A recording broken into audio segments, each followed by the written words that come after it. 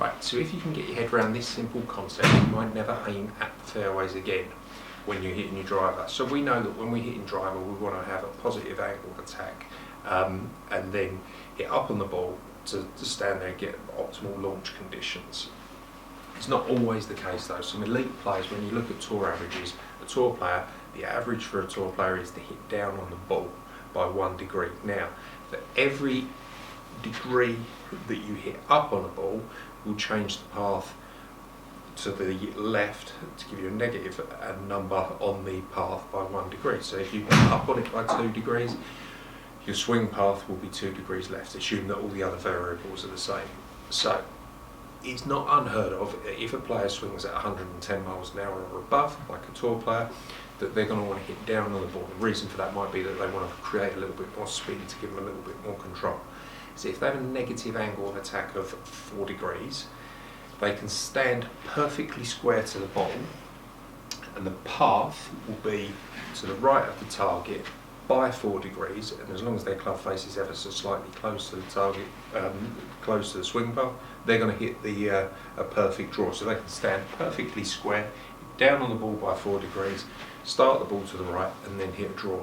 Now, an average swing speed would be 95 miles an hour for an amateur golfer. If you're swinging at that speed, you want to hit up on the ball. So let's say you hit up on it by 2 degrees. So as you hit up on the ball by 2 degrees, then your swing path will be to the left by 2 degrees. So you have to aim slightly right to allow for that. So the amount that you would aim would be 6 degrees to the right to be able to allow for that angle attack. Now if you was a weaker golfer and you were swinging at 85 miles an hour, say, you're going to want to hit up on the ball by 6 degrees. That's going to make your path 6 degrees to the left. So the two things to know, that we want to get it to a 4 degree swing path, we're going to have to get you to aim 10 degrees to the right to give your swing path of 4 degrees and hitting a nice little draw if the club face is close to the path.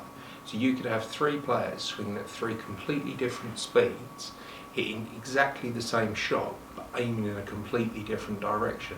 In fact, the slowest golfer would probably be aiming somewhere about 35-40 yards right of the target to stand there and hit a perfect draw down the middle of the fairway.